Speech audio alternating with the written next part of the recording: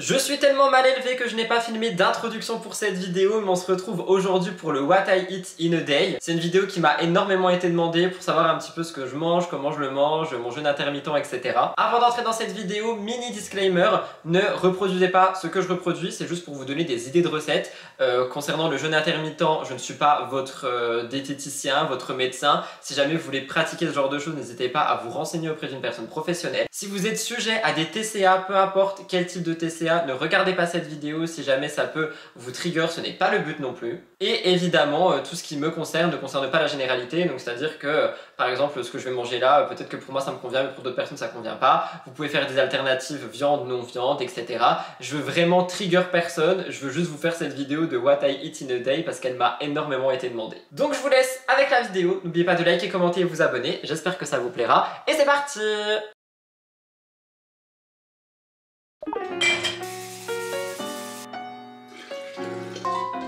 Je pense que vous entendez l'eau bouillir, c'est le matin. Le matin, la première chose que je fais quand je me lève, c'est que je bois un verre d'eau et je me fais un thé. Donc là on part sur le verre d'eau, il y a plein de lumière dans ma tête, c'est très beau sur la caméra mais ça me brûle les yeux. Et une fois que mon verre d'eau il est bu, je fais chauffer de l'eau. Là c'est déjà en train de chauffer parce que je suis en train de vlogger aussi en parallèle. Et je me fais un petit thé, tout simplement parce que je bois pas de matcha au réveil. Avant je le faisais directement au réveil, maintenant c'est plus le cas, je vous expliquerai tout à l'heure pourquoi. Et j'utilise cette petite boule à thé trop mini qui m'a été offerte par la marque, qui m'a été offerte, c'est un cadeau. Et du coup je mets du thé dedans et je fais infuser mon thé. J'ai plus de thé en vrac, du coup je mets le sachet de thé dedans parce que je veux trop utiliser ce Stitch. Et j'aimerais racheter du thé en vrac. Si vous avez des recommandations de marque et de type de thé, n'hésitez pas. En tout cas c'est vraiment le bordel ce truc, mais c'est pas grave, ça chauffe, c'est n'importe quoi.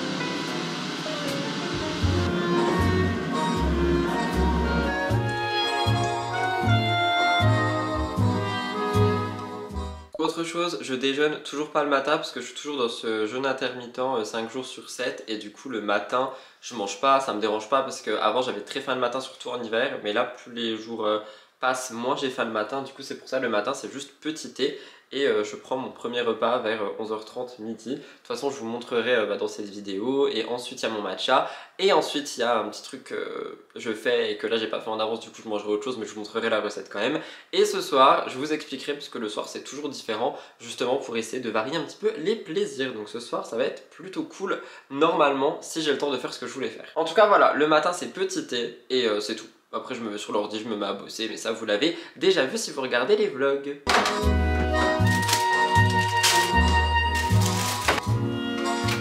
Il va être midi, du coup on va passer au repas du midi. Je pense que vous vous en doutez, on va faire des bagels. En ce moment je suis très salade wrap, mais je me suis dit que j'allais quand même faire ma recette de bagels parce que c'est un truc qu'on me demande tout le temps. Genre je la montre vite fait en vlog, mais on me demande vraiment d'expliquer la recette et de montrer tout ce que je fais. Du coup je vais vous montrer. Ma recette elle a été revisitée parce que maintenant il y a des nouvelles choses qui sont en train de sortir, comme des tomates, etc., etc. Même si je sais que c'est pas la saison, ne m'en voulez pas, mais j'adore les tomates et j'ai craqué, c'est comme ça. Pour les bagels, du coup j'utilise du pain qui est en train de cuire. J'utilise du Madame Loïc. Alors là on est sur un petit format parce que dans mon magasin il n'y avait plus le gros format, donc j'ai dû acheter 2 fois le petit format, donc on va l'ouvrir. J'utilise toujours un demi avocat, donc ça c'est un qui restait dans mon frigo. Si jamais votre avocat a une pellicule un peu brune noire parce que vous l'avez laissé 2-3 jours dans votre frigo, vous avez juste à trancher la fine pellicule devant et vous avez votre avocat parfait derrière. Donc voilà, un demi avocat qu'on va d'ailleurs saler et hailler si ça se dit. Le pain vient de sauter. Je rajoute aussi du coup en ce moment une demi tomate. D'ailleurs ça on a une petite astuce pour la couper, je vous montrerai juste après. Je rajoute également de la salade à l'intérieur pour le côté frais et croustillant. Donc on est sur de la laitue iceberg. Et évidemment, mon péché mignon depuis quelques mois maintenant, des cornichons aigre doux. J'adore ça, ils sont énormes, genre vraiment c'est des gros cornichons. J'en mets 1 ou 2 par bagel, ça dépend. Donc je vais vous montrer les étapes, mais très simplement en fait, juste je tartine de Madame Loïc le bagel et ensuite j'assemble un petit peu tout ce qu'il y a à assembler. Et pour la tomate, il y a l'une ou l'un d'entre vous qui m'a expliqué que pour faire des tranches fines et très droites, il fallait utiliser un couteau à pain, chose que je fais et honnêtement ça change la vie. De toute façon je vais vous montrer, vous allez voir ça. Et du coup sur ce repas, je le fais régulièrement parce qu'il m'apporte pas mal de petites choses. Des fois je peux mettre un œuf aussi à l'intérieur, c'est vrai, là c'est pas le cas. Mais il m'apporte surtout des petites choses au niveau nutrition, étant donné que, j'en ai parlé ce matin, je suis en jeûne intermittent, je suis en reconstruction alimentaire également et en sculptage de body, donc je suis un petit peu en perte de poids. Je sais qu'il y a plein de gens qui comprennent pas et vous m'avez pas vu tout nu, donc vous savez pas où la graisse est stockée. En ce moment ça va mieux, mais du coup je continue sur cette lancée et le seul moment où je me fais vraiment plaisir, c'est le soir. Non pas que c'est pas bon, genre vraiment j'adore ça, c'est pour ça que j'en mange tout le temps et que mon placard est rempli de pain de bagel, mais c'est juste pour expliquer un petit peu, c'est pas ultra calorique, c'est pas trop gras, le seul gras qu'il y a vraiment c'est celui de l'avocat et un petit peu le fromage, mais j'en mets pas énormément non plus. Et tout le reste c'est totalement bon, c'est rempli de choses bonnes pour le corps, donc voilà, c'est un petit peu ça que je fais. Bref, je vous mets en mode je coupe, je découpe et tout, comme ça vous voyez un petit peu comment j'assemble et ça sera ça pour le repas du midi. Alors juste avant de vous montrer quand même pour l'avocat, pour vous expliquer, alors déjà il faut que j'enlève ce noyau là qui est en plein milieu. Le noyau pardon, n'hésitez pas à mettre un coup de couteau dedans et ensuite à le retirer, ça va très vite normalement. Oula, j'ai bien dit normalement. Ok. Et là vous voyez du coup on a vraiment une pellicule dessus parce que ça fait 2-3 jours qu'il est au frigo, mais c'est absolument pas grave, il suffit vraiment juste de couper cette pellicule et vous retrouvez votre avocat, sauf que là ça coupe pas, donc on va essayer avec le fameux couteau à pain qui sauve des vies et des légumes. C'est incroyable le couteau à pain, j'en reviens pas. Et bam, vous avez votre avocat qui est comme neuf, on va dire. Donc tout mou, tout bien, parce que là la pellicule du coup elle était vraiment dure, enfin c'était le début quoi. Du coup après je vous apprends rien, hein. Je pense que vous savez couper un avocat, enfin moi du coup je le coupe en petites lamelles comme ceci. Fine ou grosse, on s'en fout, c'est pas vraiment la question, mais juste en lamelles, je veux pas qu'il soit tout écrabouillé et après je le mets dans le bagel et je rajoute genre sel, poivre et ail dessus. Pendant qu'on y est, on va aussi parler de la tomate. Alors la tomate vraiment, cette astuce qui m'a été donnée, elle est incroyable. Ça fait des tranches toutes fines. Donc déjà j'enlève le bout parce que le bout il est chiant dans les bagels, je le donne à Blue. Et du coup tu peux faire des tranches ultra fines avec un couteau à pain, toute droite, sans que ça coupe la tomate parce que du coup c'est la peau qui est fine. Et moi je mets généralement 2 tranches par bagel et le reste j'y coupe en petits morceaux et j'y donne à Boubou, j'y réutilise le soir, ça dépend. Pareil pour les cornichons, comment je les utilise, j'en prends généralement 2, ils sont vraiment énormes hein, comme vous le voyez, genre on est vraiment sur des gros cornichons. J'en prends généralement 2 parce que j'aime trop le goût que ça rajoute, surtout les aigres doux parce qu'il n'y a pas du coup l'aigreur, si c'est comme ça qu'on dit. Et eux généralement je les coupe soit en 2, je sais pas si vous voyez, oui vous voyez, soit en 2, soit en 3-4, mais pareil je veux juste des petites tranches fines parce qu'en fait le but c'est que le bagel il soit le plus fin, enfin que les choses soient le plus fin possible pour pouvoir le refermer, sinon c'est un peu compliqué. Et du coup je fais ça pour les 2 et plus il est gros plus je fais des tranches, mais généralement c'est 4 maximum. Là ça va peut-être être 5 ou alors je vais tout simplement manger le dernier bout. Mais en tout cas voilà, et après vous savez j'assemble tout et ça c'est ce que je vais vous montrer maintenant.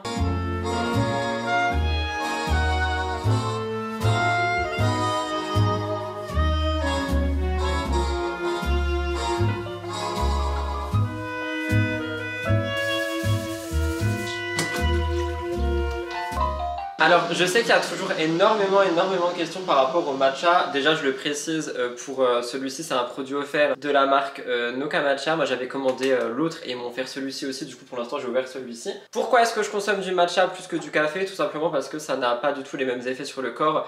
Et le café c'est quelque chose qui me procure des crises d'angoisse, donc on va éviter d'en prendre, j'ai des palpitations et tout. Du coup j'ai découvert le matcha il y a maintenant plus d'1 an, 2 ans même je dirais. Je sais plus, on avait regardé avec la marque il y a pas longtemps, c'était quand ma première commande, en plus c'était même pas la bonne parce que j'avais pas commandé avec la même adresse mail. Et je sais qu'il y en a beaucoup qui aiment pas parce qu'ils disent que c'est un goût d'herbe et machin et bidule. Mais si votre matcha est bon, il n'a pas forcément un goût d'herbe et en plus de ça...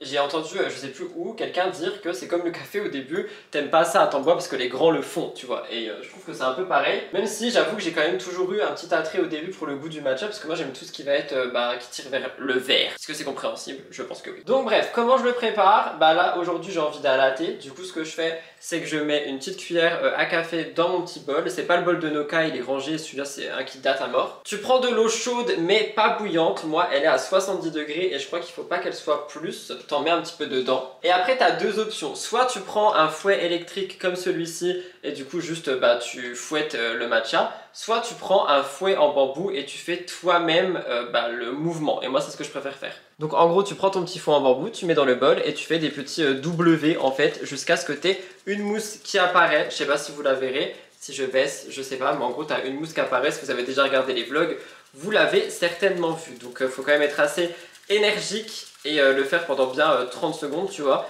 Et en fait le but c'est vraiment de dissoudre le matcha dans l'eau parce qu'il ne se dissout pas tout seul. Donc c'est de cette manière que tu le dissous. Après, pour le consommer, il y a plusieurs choses qui sont possibles. Tu peux le consommer en iced, donc en mettant des... enfin en glacé quoi, en mettant des glaçons, en latte, en mettant du lait, tous les laits sont possibles. Seulement le lait de vache, il altère un petit peu les vertus, mais ça va plus être des vertus autres que le côté caféine. Moi là, je vais mettre du lait de vache parce que j'ai plus de lait et je voulais à tout prix vous montrer en latte parce que je sais qu'il y a beaucoup de personnes préfèrent en latte. Mais sinon, si je peux vous commander quelque chose, c'est du lait d'amande grillé. C'est très très bon, ça donne vraiment un petit goût caramélisé. Lait d'avoine j'évite parce que ça me faisait gonfler le ventre et mon but était quand même de dégonfler du ventre. Et sinon je le bois généralement pur, mais j'avoue que je préfère le boire pur quand il fait chaud parce que du coup il est froid et c'est pas pareil. Genre le matcha chaud pur j'ai un peu de mal, le matcha froid pur ça ne me dérange absolument pas. Si vous avez entendu un tremblement de terre, c'est tout simplement mon chat qui sort de sa fenêtre. Bref, tu prends un verre, tu prends du lait. Moi c'est du lait de vache comme je vous ai dit parce que aucun autre lait est chez moi à part ceux des porridge, mais sans, enfin des porridge, des chia pudding, on y reviendra après. Je mets un petit fond de lait, donc moi c'est bien parce qu'on va dire qu'avec les petits boudins là j'ai des petits doseurs, donc j'en mets un fond. Je prends le mousseur électrique et je vais venir mousser mon lait. Une fois que c'est fait, je rince mon petit mousseur à lait, je le range, que je remettrai dans le placard. Vu que je le veux chaud, je reprends mon eau et je rajoute dans le lait pour que ça soit un petit peu plus chaud que prévu. Et ensuite, je prends mon matcha que je refouette une dernière fois si jamais il y a eu un dépôt au fond du bol et je le mets tout simplement dans le verre. Et ça, c'est l'effet trop esthétique que vous adorez et d'ailleurs, je vais vous le filmer. Et du coup voilà pour ça, c'est vraiment ma petite boisson que je me fais généralement vers 14 h parce que avant ça j'en bois pas. Et moi je vous retrouve tout à l'heure pour vous faire une préparation que normalement je mange l'après-midi, que là j'ai pas et que du coup je vous montrerai la recette. Et je la mangerai moi demain et je me ferai un autre petit truc cet après. Je le précise aussi, je n'ai aucun code pour Noka Matcha. Je sais qu'il y en a beaucoup qui m'en demandent mais j'en ai pas, je mets mes lunettes comme ça sinon vous avez des reflets. J'adore, je suis très bénédicte là. et honnêtement, Noka c'est la marque que je préfère en thé matcha depuis que je les ai goûtés. Je ne les ai jamais lâchés. Bref, moi j'ai du boulot et je vous retrouve justement tout à l'heure. 14 h, j'ai travaillé un petit peu et pour le What I Eat, je voulais aussi vous montrer ça. C'est vrai que j'en parle pas beaucoup mais il y a souvent des moments où je vais me taper des petites fringales en gros. Mais ça va être des fringales assez saines comme des fruits. Et ici on va être sur des fraises. Donc je vais juste découper en fait le bout et je vais les manger. Parce que j'ai très envie de ça, elles sont sucrées naturellement, elles sont très bonnes. Du coup, let's go, on découpe ça, on les met dans un bol et on les mange.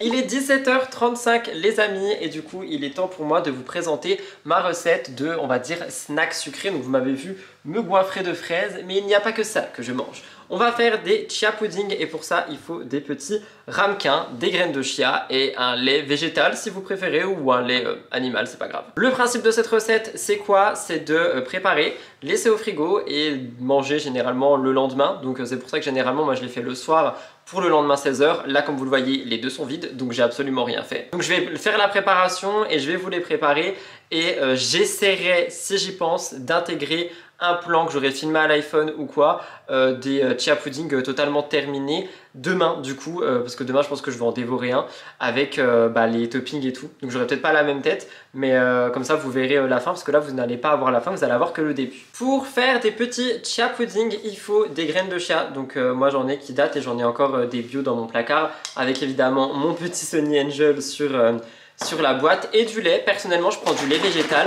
Alors ce que je fais, enfin là du coup j'en ai encore un autre là-bas, j'espère qu'il est encore bon. Ah il m'a plus l'air bon, il restait ça, je crois il est plus bon, c'est normal parce que du coup il a tourné. C'est ce que j'allais dire, en fait je prends des laits que j'utilise pas dans les matchas et je fais des chia pudding avec. Normalement j'ai encore un lait végétal mais celui-ci du coup il est plus bon la fin, c'est pas grave, ça arrive. Ok là du coup on est sur du lait d'avoine. Celui qui est plus bon c'est du lait d'amande sans sucre, ce qui passe bien je trouve dans les chia pudding suivant le topping que vous faites. Là on va être sur du lait d'avoine que normalement j'aime pas avec les matchas mais il faudrait que je le teste pendant que j'y pense. Mais peut-être pas maintenant, là j'ai pas envie d'un matcha. Ok. Il y a Blue qui est en train de chanter en bas, que je peux comprendre parce qu'il aime plus être en bas maintenant qu'il est habitué à être tout le temps ici, mais quand je fais des recettes je préfère parce que sinon c'est un peu compliqué. Donc ce que je fais c'est que je prends le chia pudding, je mets généralement une bonne cuillère à café ou deux, enfin généralement je mets une bonne cuillère à soupe. Attendez j'ai pas la recette là tout de suite en tête. Une cuillère à café, ok je mets 3 cuillères à café de graines de chia et je mets une petite dose de lait. Donc en gros ça vous donne ça, vous avez votre petit ramequin avec les graines de chia et en fait les graines de chia elles vont gonfler lorsqu'elles seront dans le frigo au contact d'un liquide. Ici du coup du lait d'avoine, on va en mettre un petit peu, tac. Le secret c'est déjà de remuer pour faire remonter les graines, mais surtout une fois que ça a un petit peu déjà pris, vous retournez dans votre frigo et vous remuez une nouvelle fois pour vraiment que toutes les graines montent et qu'on n'ait pas un dépôt qui soit trop liquide. Parce que généralement c'est ça le problème, c'est que ça devient rapidement trop liquide parce que on remue pas entre temps et il faut le faire. Je fais le deuxième et je vous explique un petit peu après ce que je mets en guise de topping, etc.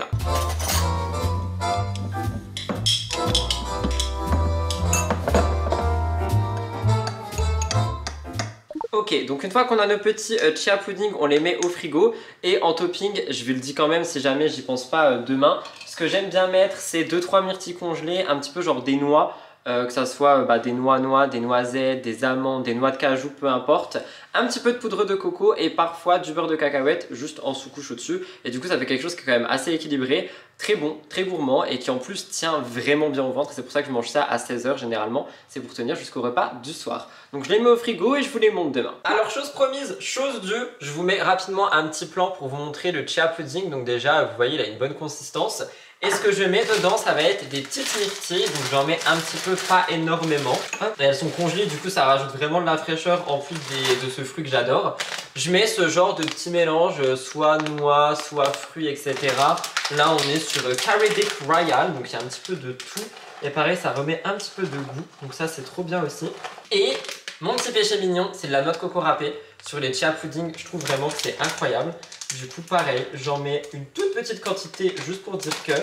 Et c'est ça que je mange généralement en petite collation l'après-midi. Et comme ça, c'est incroyable. Je vous montre rapidement du coup ce que ça donne avant le grail. Mais voilà, franchement, ça donne trop envie. C'est vraiment mon truc préféré. C'est frais, c'est trop bon, ça a plein de goût. Donc voilà, je vous laisse maintenant avec la suite de la vidéo et la fin. Autre chose qui fait quand même partie intégrante de mon alimentation, ça va être les compléments alimentaires. Et vous savez que je suis en partenariat avec la marque Cure. Je me dis que cette vidéo, ça peut être super utile pour justement vous expliquer un petit peu plus pourquoi j'en prends, depuis combien de temps j'en prends et quels sont les buts. Alors les buts en fait pour moi d'un complément alimentaire ça va être tout ce qui va être dans son nom en fait. C'est censé être un complément alimentaire, c'est pas censé être des choses qui remplacent les aliments, je sais pas si vous voyez ce que je veux dire. C'est-à-dire que j'essaye vraiment de manger le plus équilibré possible, notamment en termes de protéines, enfin d'apport, vous voyez, des glucides, de lipides, etc. Des calories aussi dont j'ai besoin et pour ça j'ai une application, peut-être que je vous en parlerai un jour, c'est pas une collab du tout. Et Cure, c'est vrai que je les ai découverts via des influenceurs et que j'ai tout de suite accroché on va dire à la DA. Ah, ils sont encore trompés, ils m'ont mis 2 fois de l'oméga dans un sachet, c'est pas grave, c'est-à-dire qu'il y a un sachet où il n'y en a pas, donc je vais le garder de côté. Et c'est vrai que j'ai pas mal accroché directement et j'avais commencé à en prendre ici et là, mais je ne tenais jamais mes cures de manière assidue. Et c'est vrai que maintenant je les tiens de manière assidue et je vois la différence, que ce soit quand je prends une grosse cure de magnésium ou pour le complexe anti-chute de cheveux, je perds plus mes cheveux à part ceux qu'on perd quotidiennement, mais avant j'en perdais beaucoup plus, notamment à cause du stress, etc.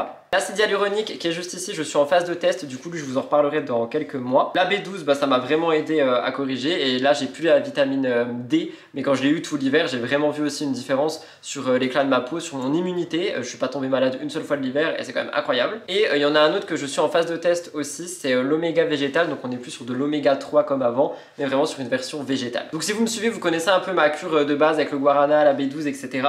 Là on a la même chose, j'ai toujours guarana, B12 et le complexe anti-chute de cheveux, et ce que j'ai rajouté c'est magnésium, du coup l'acide hyaluronique en caps et du coup celle-ci que j'ai changée, et on verra bien ce que ça donne sur les prochains mois. Je suis désolé pour la lumière, mais j'ai pas le choix en fait, il y a le soleil.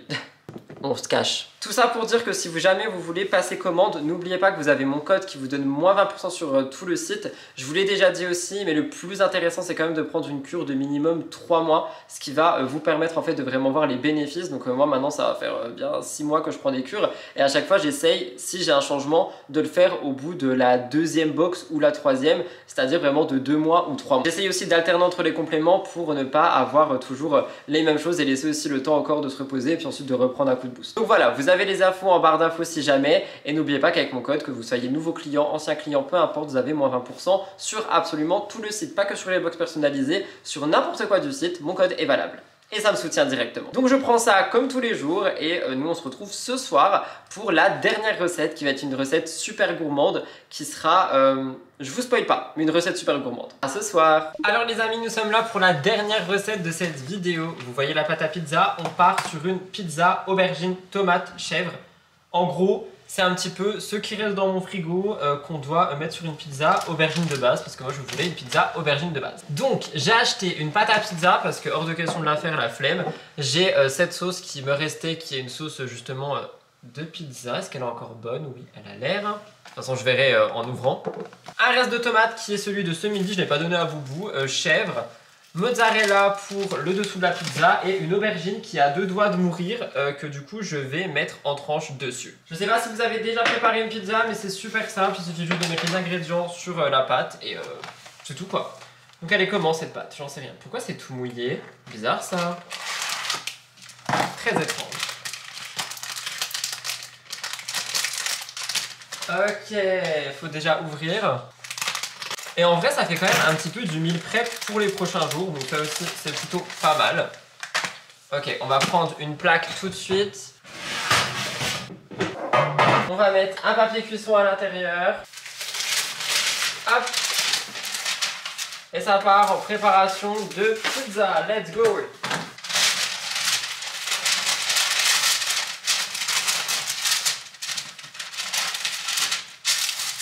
Ce que vous savez pas, c'est qu'en même temps que je vous filme cette vidéo, je suis aussi en train de vlogger pour cette même chaîne. Et du coup, ça me fait trop rire parce que il y a des trucs que je... Ouah, elle est ultra épaisse la pâte, j'adore. Il y a des trucs que je répète, que ce soit pour l'un ou pour l'autre. Et du coup, je trouve ça très drôle. On peut mettre le papier dans le four. Il me semble que oui, normalement. Bah, il me semble que oui. Donc écoutez, on va faire ça. Ils disent de piquer la pâte, mais j'ai la flemme. Non, je rigole, je vais le faire, tout va bien. Ok, je vais pas trop m'amuser à la retravailler. Non, rien, j'allais dire quelque chose, mais rien. On fait des petits trous, ils ont dit tac, tac, tac, tac, tac, tac, tac, tac, tac, tac, tac, tac, tac, tac, tac. On va mettre la sauce tomate qui est bonne jusqu'au mois de mai, d'après ce qui est écrit là-dessus. Oui, ça sent très bon, ça sent encore bon, il y a plein d'herbes dedans en plus. Hop, du coup, on va en mettre tac. Vous savez quoi, je vais mettre tout le pot, on va pas gâcher. Vous voyez ce qui se passe, hein? Oui. Ok, sur ça, on va du coup rajouter la mozzarella râpée. If I can. On va en mettre pas mal parce que j'adore la mozzarella râpée, c'est très bon. On va rajouter des petites tranches de tomates parce que pareil, ça c'est la vie. Je vais prendre la planche en vrai. Vous voyez ce qui se passe? Oui. C'est pas grave si on me voit pas, c'est pas moi la star de la vidéo, c'est les plats. Aïe, j'ai fait me couper le doigt, on va éviter. Alors quand je dis tranches de tomates, par contre, j'aimerais bien vraiment des tranches fines. On va mettre une petite tranche ici, une petite tranche ici. On va en prendre une troisième et le reste, on y donnera à mon amour de Boubou pendant que ça cuit et qui montera, évidemment. Hop, on passe à l'aubergine. Du moins ce qui en reste parce que vraiment, elle a pris cher. Elle a pris beaucoup cher. On va mettre des petites tranches aussi. Ok, nickel. On va en mettre une ici. Toi, pas mon nouveau meilleur ami, quoi. Et le reste, je pense que j'y ferai en dé, peut-être demain dans une salade ou j'en sais rien, mais peut-être les faire cuire d'abord au air fryer. Ok, et on va rajouter un petit peu de chèvre. Et là, ça va être le secret. Il nous faut 4 tranches de chèvre. Vous allez comprendre. 1, 3 et 4. Et le secret, il est là parce que du coup, les tranches de chèvre, on va venir les mettre dessus les aubergines. Ce qui va du coup fondre dessus et cuire, ça va être trop bon. Et le dernier, on le met au milieu. Tadam! Et du coup, ça donne ça comme type de pizza. Et le plus intéressant ici, ça va être de remonter les bords. Vous savez, un petit peu pour créer cet effet croûte que moi j'aime beaucoup. Je sais qu'il y a plein de gens qui n'aiment pas les croûtes, moi j'adore ça. Du coup, je remonte les petits bords de tous les côtés. On enroule, on enroule, on enroule. Et ça va vraiment créer cet effet quoi. Vous avez compris quoi. J'arrive pas à parler les gars, s'il vous plaît, je suis fatigué, c'était une longue journée. Mais oh my god, it's going to be amazing. Et voilà, tadam! Je préchauffe le four, je lance ça dans le four et je vous montre le résultat après. Et voilà pour la pizza qui m'a l'air tellement succulente. Voilà tout le monde pour cette vidéo qui n'était donc pas un vlog mais juste une vidéo on va dire concept sur cette chaîne lifestyle. What I eat in a day. Vous avez tout vu, le seul truc que vous n'avez pas vu c'est du coup ma tisane que je vais me faire ce soir avant mon live. Mais c'est ça que je termine par ça tous les jours. Mais vous avez vu tout le reste donc j'espère que ça vous a plu, que ça a pu vous donner des idées. Si jamais vous avez des envies de vidéos live lifestyle, mettez-les moi en commentaire, que ce soit genre des vidéos anecdotes, conseils, on peut discuter sur un sujet, des crash tests de quelque chose. Si jamais vous avez des envies pour les vidéos du dimanche, mettez-les moi en commentaire. On peut aussi les faire sous format vlog, un peu comme aujourd'hui où je vous emmène avec moi pour un sujet bien précis qui aujourd'hui était l'alimentation. Ça peut être le sport, ça peut être n'importe quoi. Donc n'hésitez pas à me dire tout ça juste en dessous. N'oubliez pas de liker et commenter et vous abonner pour soutenir la chaîne également. Je vous embrasse et je vous retrouve mardi, si je dis pas de conneries, pour un nouveau vlog. Merci d'avoir été présent et présente aujourd'hui. Et je suis flou. Est-ce que j'étais flou tout le long de C'est tout trop? Écoutez, je suis désolé, c'est à cause de mon bras. Mais normalement, je suis pas simple. Mais si je suis flou. Est-ce que vu que mon bras était en focus, c'est moi qui suis flou? I'm not okay with that. C'est moi la star. J'espère que j'étais pas flou tout le long. Bref, bisous. À mardi.